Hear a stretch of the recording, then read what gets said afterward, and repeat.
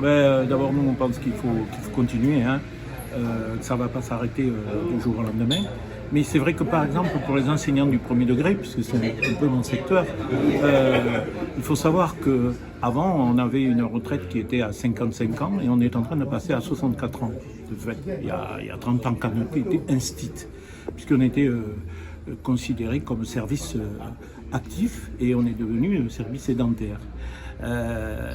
Donc on est passé déjà de 55 à 60, et maintenant après on est passé de 60 à 62 et maintenant 64 ans.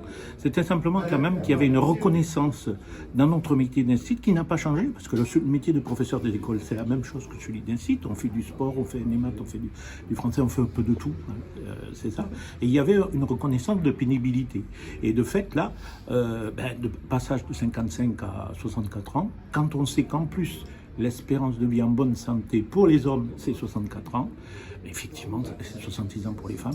Effectivement, ça pose problème, y compris dans le métier d'enseignant. Métier d'enseignant du premier degré, par exemple, en maternelle, où vous devez être assis avec des enfants, au niveau des enfants qui sont tout petits, etc.